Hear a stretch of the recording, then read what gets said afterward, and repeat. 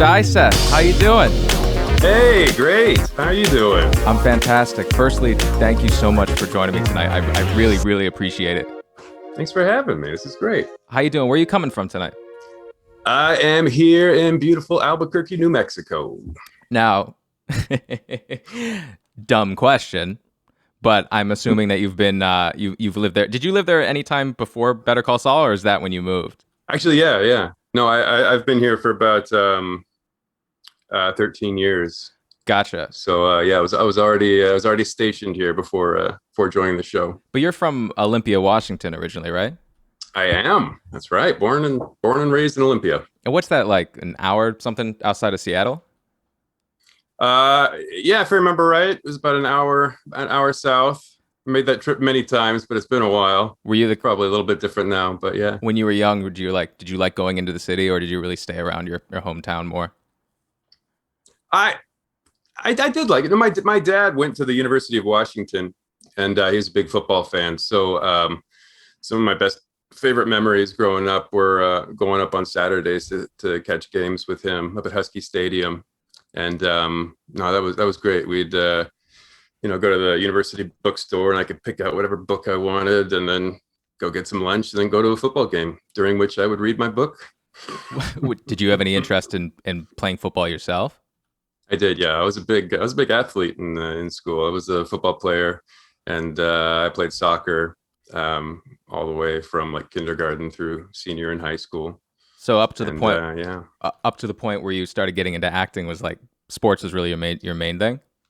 Yeah, exactly, exactly right. When I was a sophomore in high school, I took an acting course, intro to theater, because we had to take an elective, and I thought that would be an easy class to take, and turned out it was not easy at all. But I fell in love with theater and acting in that class. And yeah, as I sort of became more involved in acting, less involved in sports, I stuck with soccer to the end.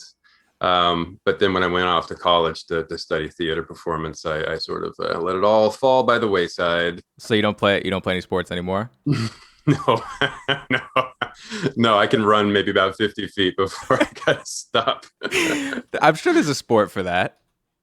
Maybe, yeah. No, even when I played soccer, I had to be the striker, because it was sprinting. You'd run and try to score a goal, and then just kind of jog back. I couldn't do the like midfield or defender where you're just running the whole game. I never had the stamina for it. So you could do like short spurts, but anything like long-term consistent, that would tire you out. Yeah, like I used to be really fast, but only for like 100 meters tops. So wait, you said your dad was into sports. Was he an athlete himself? Oh my God, that's a good question. I don't think so. I mean, yeah, in school, but not outside of school, not like in college and stuff. I don't know. It was just sort of the culture of where I grew up, sort of the environment. It wasn't like it wasn't like Friday Night Lights, where it was a religion, but it was just really, it was what we did when we had downtime: go shoot hoops, or go play touch football, or run, I guess. Not me. No, that was not your thing. But wait, so like growing up, what did your parents do? Like both parents in the house, married? Yeah, they got divorced when I was like 7 or so, and then I kind of shared time amongst them. But they both worked for the state government jobs, Department of Transportation, and other departments that are just as exciting. Now, did you have any interest in going into that at all? No, I did. I worked for the Department of Transportation during a few summers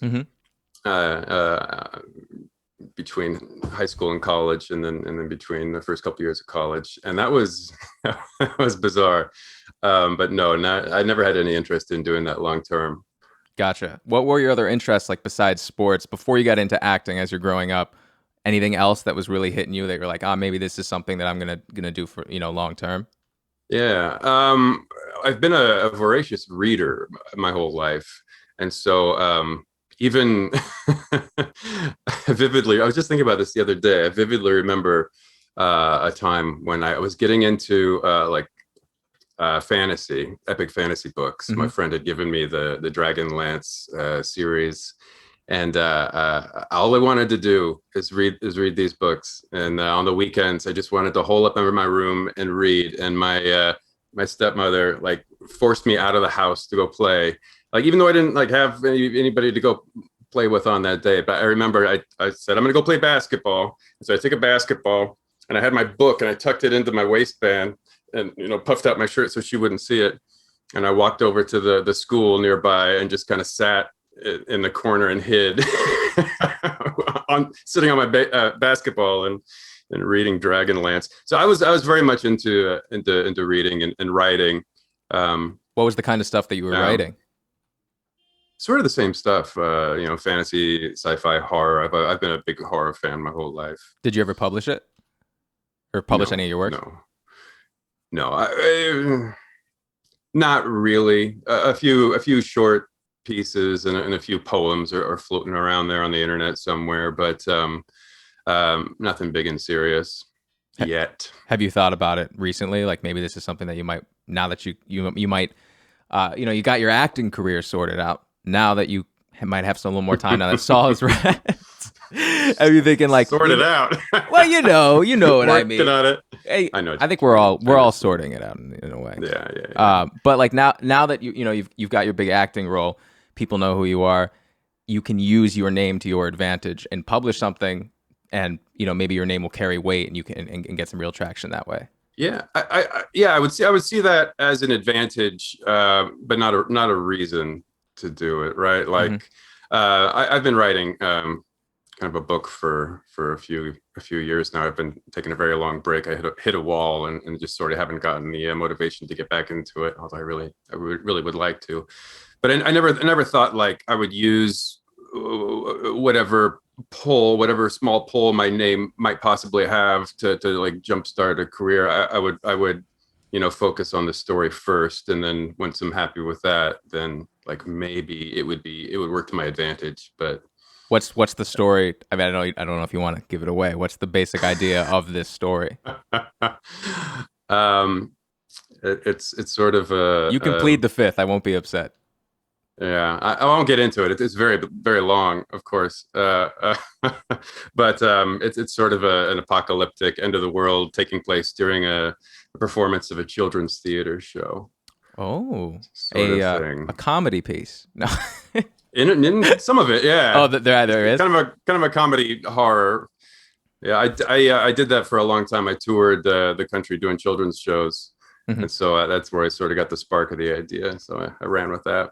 Yeah. So going back, in high school, you did extracurricular stuff. Hmm. You joined the theater program, and Yeah, then so your first foray into acting is in a high school play or a musical. yeah, yeah. No, I did do musicals, unfortunately. Um, I was I was in a production of A Chorus Line, and I was given the role of it's okay if you don't know it, of Mike, who's like the one half of the married couple, Oh and yeah. he's like one of he's got the only sort of big part that doesn't really need to sing, which was on purpose that I got that role.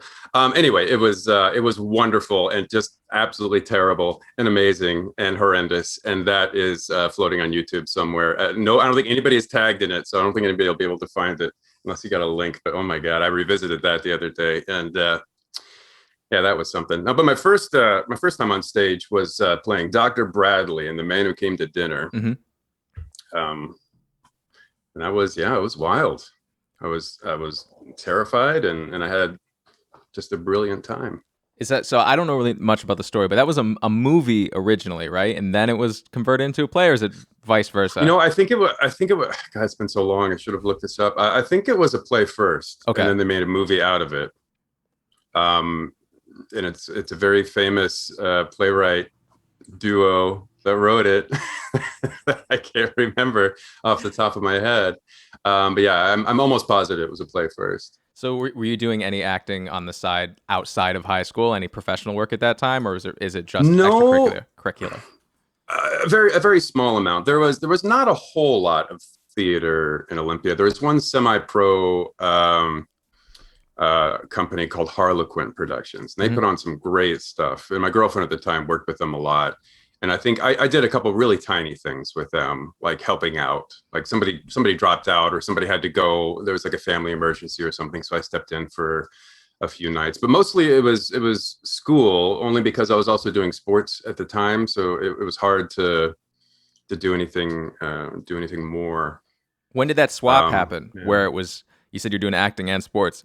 When did that swap happen where it's now, I'm not a sports person doing acting, I'm an acting person doing sports? Or was it just a cutoff and you're just you're just into entertainment and theater?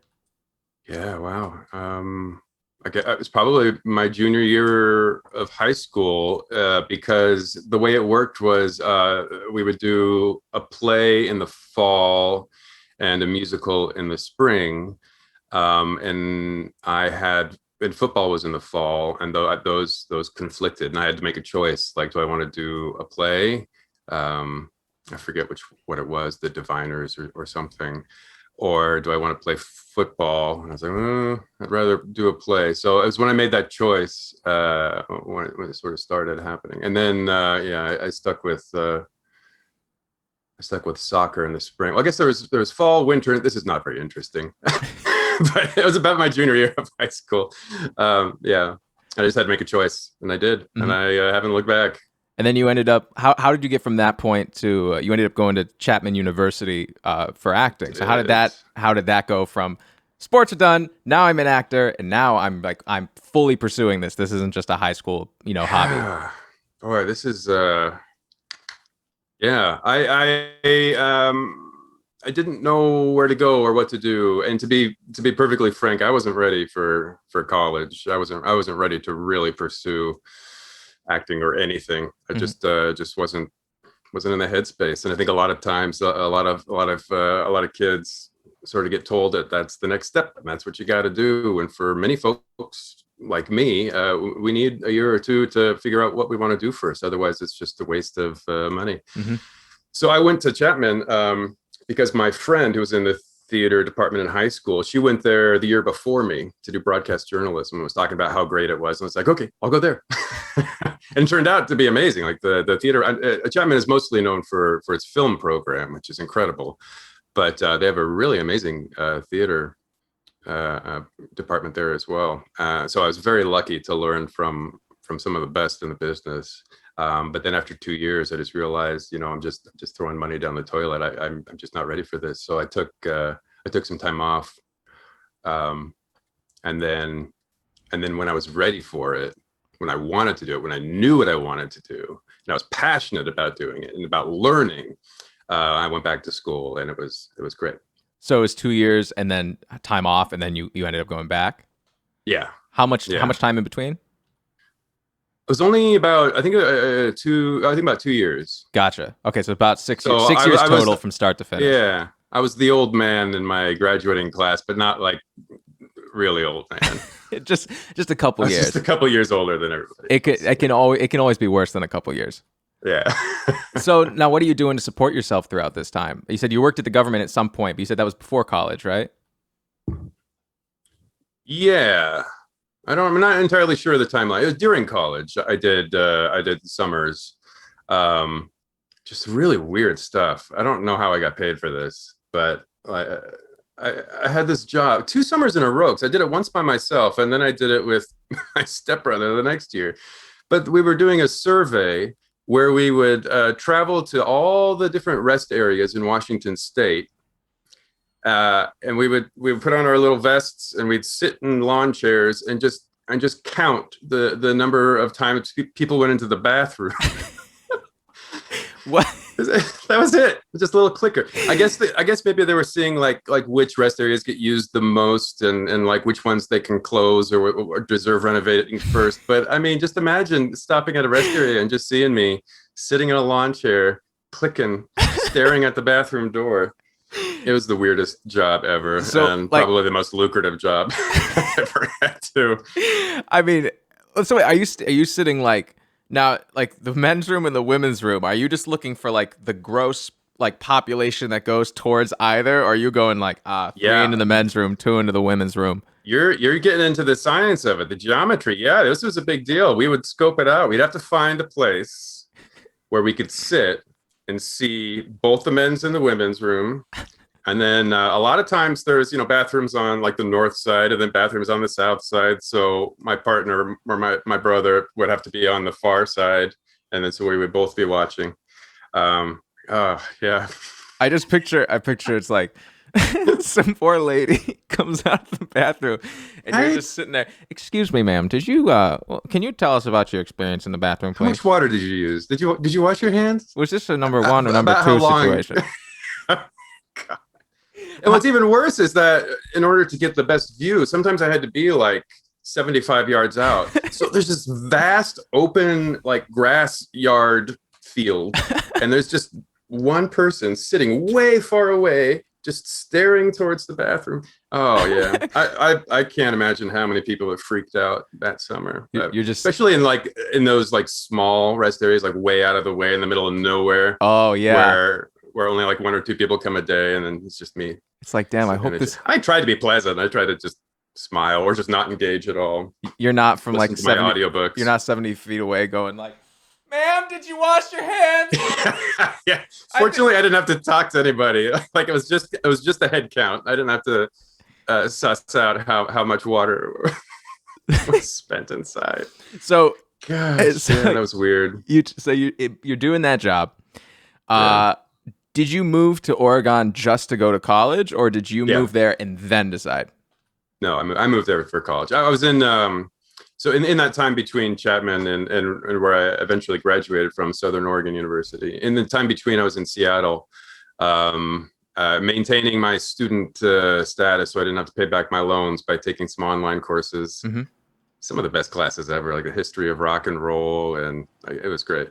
And I was working at Starbucks in Seattle. That's the best place to work, at a Starbucks. Yeah, well, it's super busy. I don't know. But I guess it's a rite of passage for every actor. It's got to be a barista at some point. Yep.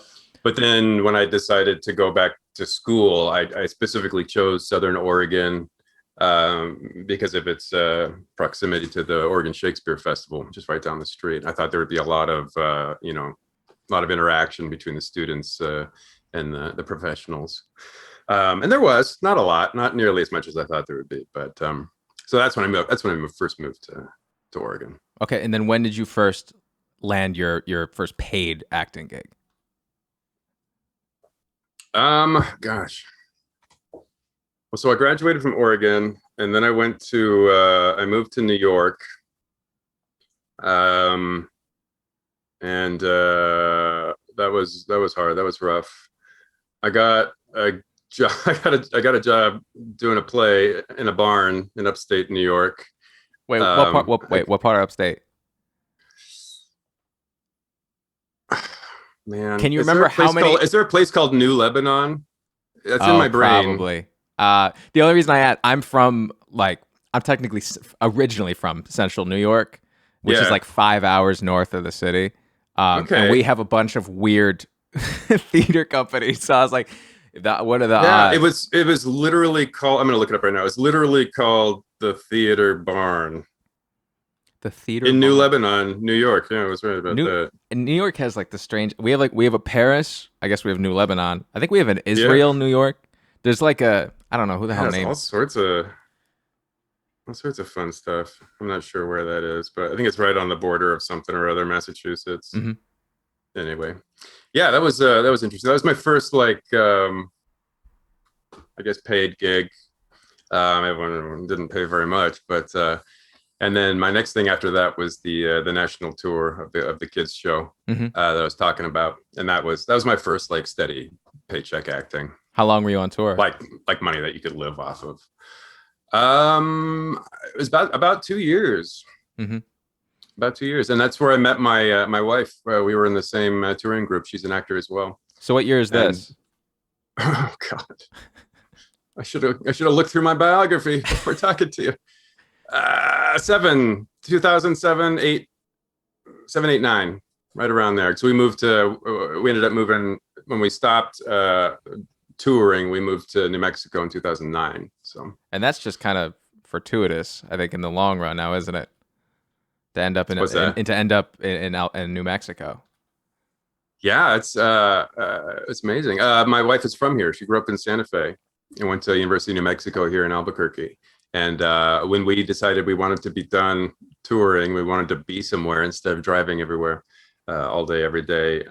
We chose New Mexico because her family's here, just to be close to them. Her grandmother was had some health issues at the time, so we wanted to be here. And we always kind of thought that. We liked it enough that we can stay here another year or two. And then a year or two would go by. Yeah, we can stay here another year or two. We just kind of did that indefinitely, and now we're home. And so how was the entertainment industry back then? I mean, so you said you met your wife in 2007. You're on tour for 2 years. So this is probably what, like 08, 09 that you moved to New Mexico? Oh, 09, yeah. 09. Okay, so I mean, really, the only major production that I can think of around that time would be Breaking Bad. So in general, how was the entertainment scene? Yeah. Well, I tell you what, I didn't know anything at all about this scene when we moved here. We strictly moved here just to take a break and to be close to family. So I had no idea about the burgeoning, film and TV community here, and also the theater community. Like I even when we moved here, I still had no thoughts about film and TV, on camera acting. I would never occurred to me that could be something I would do. Mm-hmm. It was all about theater and the stage. But there's so many companies and so many stages here. It was essentially like, if you want to be in a play, there's an audition probably this weekend or next weekend. And so I just did play after play after play here. But let me think. I'm probably wrong, but it was Breaking Bad was filming when we first got here. I think maybe about season 3-ish. Mm-hmm. I'm not sure. I'd have to look that up. But yeah, there was a couple of other things. There was a show called In Plain Sight, a USA Network show that I think was filming here at the time too. But yeah, not a whole lot. It was just sort of the beginning of the boom. So was your idea, you said you moved to New Mexico for family reasons. Were you thinking like, Mm-hmm. we're going to take care of this, we're going to take a break, and then I'm going to move somewhere and continue acting? Was that the idea, or were you just thinking once we get through this, I'm going to stay here and focus on doing it here? I don't know. Honey, I don't know. I don't think we thought that far ahead. I can't really remember. Yeah, no, it was a temporary thing. I remember we a time when we were putting together audition tapes and resumes to regional theaters. I think our thought was to go try to join an Oregon Shakespeare or a Utah Shakes, or a repertory that we could that had like a residency. Ah, she's yelling at me. Yeah. I lost my train. Well, so how did you make that transition from theater to television and screen acting? Slowly. A lot of my friends had gotten agents around town. There was 2 or 3 sort of major agents at the time, and they were getting some small gigs on TV shows and film. And they said, this is a lot of fun. You should try this out. And I was like, okay. So I sent a query letter to an agent who just immediately rejected me. Said nope, because I didn't have any experience really, and she didn't know who I was. So I said that's fine. I just went back to theater, and I was very happy just doing theater. Mm-hmm. And then the boom kept booming. There's more and more stuff was coming to town, and my friends are getting more and more and bigger roles. So I thought, well, I guess I could give this a try again. So by that point, I had, built sort of a community of friends and colleagues in the area. Like I knew like all the actors in town. And so I asked a few of them if they wouldn't mind, writing a letter on my behalf to this agent who had previously rejected me. And she, I know we wore her down, I guess. And she finally agreed to a meeting. And now she's been my agent now for 10 years or so. Have you ever spoken to her about the fact that she turned you down initially? Like, what were you thinking? No. She knows. I'm sure she knows. I mean, she probably she had every right to turn me down too. She probably gets hounded, so there's probably something that she has to do all the time. Of course, and there's so few agencies in town at that time that yeah, I mean, I bet she was getting career letters left and right, and there's me who I don't hardly have any credits on my resume as far as film and television go. And why would she take the time? But then I guess having people vouch for me helped. So I now, guess. is she the one who first caught wind of the role in Better Call Saul? Yeah, Okay. yeah. That was I remember vividly the email that came out. I remember vividly because I just found the email the other day.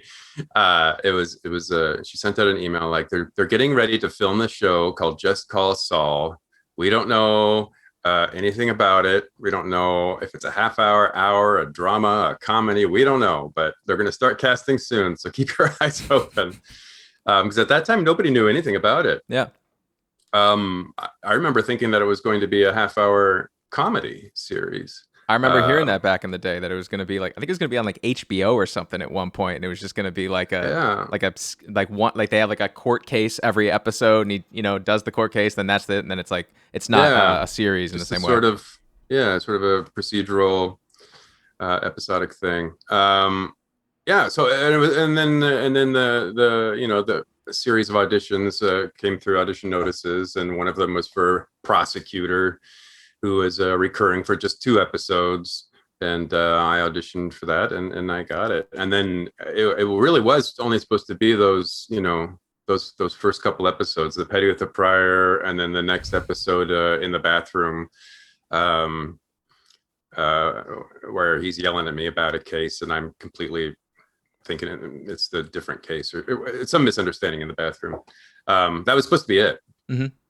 I wasn't even supposed to have a name, but we got along so well, that they decided to bring the character back, one more time in season 2, and then it just sort of kept going like that. So how many days was your first contract for? How many days of shooting? It was for 2. Well, the first contract would have been that first episode, 102. So it would have been 2 days of shooting, because we did, and this is just the petty with the prior, because we did a lot of scenes in the courthouse downtown, and a lot of the hallway scenes. But the interior of the bathroom was actually on a soundstage. It was a set over at ABQ Studios. Mm-hmm. Excuse me. So that had to be on a separate day. So it was 2 days, but then I had to be held for a week because some sort of scheduling thing. Mm-hmm. So it ended up being about a week. So after those on the job. So after that week of shooting, are you thinking like, was there any thought in your mind like, I might be coming back, or did you really were just convinced like this is a one-off, and I'm just going to be prosecutor, or unnamed prosecutor or whatever? Yeah, no, I thought that was it. Yeah, I had no inkling that that there would be more. I got on well with Bob, but he was really focused at the time. So I remember him being very nervous about the show, just about how it would be received, and about how he would have to. He's having to make this cosmic shift from sort of comic reliefy side character to dramatic protagonist. So he was really like tunnel vision. He was really focused in. So we got along well, but it wasn't like we were joking around and going and getting drinks after work or anything like that. So I had no notion that I would come back. I just a hope, and that was like that every season. It was just... I had no idea. I would come back until like a month before shooting. I would get an email from my agent asking me if I was available for these dates. Better Call Saul wants to know if you're available for these. Oh, I'm working again. Cool. Did you know anything about Breaking Bad before you auditioned or before you got the role? Yeah. So yeah, you had seen it. We had watched Breaking Bad. I hadn't. I forget the timeline. I don't know if I had just finished, or if I'd finished it after I got the role. But I certainly started it way before I auditioned. Gotcha. And the funny thing about, let's just say about Oakley, is that he, especially early on in the show, is like is the comedic relief in a show whose main character was created as comedic relief for a different show. So like, how did you How approach weird the is that? idea of being like, I'm the comedic relief in a show that's now a drama whose character is already comedic relief, and how do you make that different? Because it's like a comedic relief lawyer playing directly opposite an already established comedic relief lawyer. Yeah, no, I couldn't. You can't even consider that. You can't even think about that fact. You just have to go in and play it as sincerely as possible, and let everybody else, let the composer and the music supervisor and the costumer and the editor and the writers, let them let them do the comedy. Like, you just got to go in and just play the scene as sincerely as possible. Because if I went in there thinking I was going to be I was going to be the comedic relief with Bob Odenkirk of Mr. Show, which I was obsessed with for many, many years, like, I would have freaked out. I would have not have been able to come out of my trailer. Was there anyone So specific? you just had to focus on the scene. Was there anybody specific that you based the character on, or is it really like you just kind of just came to you? I mean, it was all right there on the page. The writers are just brilliant. Like, they drop clues when it's fun, but they also just tell you straight out, like, you know, like it's very easy to see the shape of the character based on how they write. Which is not to say that they tell you exactly what to do. Like, so much of of Bill is just me being awkward and anxious on set, working with these titans of the industry. But no, it was very, very collaborative. But no, it was nobody specifically I based it off of. No. Was there any trepidation taking a role in something that's attached to an IP that's already so well known as Breaking Bad? Because if for some reason the show didn't do well, what people didn't consider it like part of the universe. I mean, the general public is miserable sometimes. You don't want to be like the Jar Jar Binks of like Star Wars Episode 1. You know what I mean? God. Like, where everyone Yeah, just decides like, no, it's not good. I don't like this, so therefore everyone in it is terrible. Was there any fear like, oh, how do I go into a show that has so much expectation to it? Yeah, not a lot. Like, it was like everybody sort of had the atmosphere, especially in the first few seasons, was like, we're walking on the edge of this cliff, and just the slightest misstep in anything, and the fan base or the public or anybody could just knock us right over, and we'll be done. But we all felt like that. We all felt like we were walking that edge together. So I never felt like I was coming into something like individually and being unsure of it. It always felt like, we're going to do this thing, win or lose, whether people like it or not. We're gonna make this thing, or we'll make this together. Mm-hmm. And gosh, what a wonderful environment to work in. I mean, it was so supportive and positive. People kind of joke around about how excuse me, about how much the Saul cast and crew love each other and gush about each other, but that's no show. Like, that's genuine. We all very much appreciate and love and respect each other. Like, what a group. Yeah, and I feel like amazing. I feel like all the new characters, but I feel like you and as Oakley especially had a very warm welcome into the whole Vince Gilligan universe kind of community of people who, as like I said, the general public can be kind of brutal, so that's not something to just to take lightly. Yeah, I know, that's true. No, that they've been so kind. Everybody on every level has been so kind. You talk about that feeling of going into something established and not wanting to ruin it. I'll tell you when I did feel that individually, it like specifically me, was that the finale episode. Because it wasn't just this one little, it wasn't just a tiny scene at the vending machine anymore. It was a pretty significant part of the episode, and I was worried every day that I was just going to ruin what could be like the most perfect finale ever. But no, everyone has been so supportive behind the camera, in front of the fans that I meet in person at signings or whatever, or interact with online, are just some of the sweetest, nicest, most intelligent folks out there. Like, so lucky. So lucky. So the one thing that I was really looking forward to asking is that Yeah. talking about the fans, are Uh-huh. you, well, first of all, what do you think of, and are you completely sick of hearing about the kid named Finger by now? No, I don't care. It's funny. It's just, I'm it's such an yeah, obscure thing that I just feel like it's everyone it's attached to the it's show bizarre. must be just like, oh, like this again? Nah, I don't know. Maybe some of the other folks are, but it still tickles me. No, I don't mind it.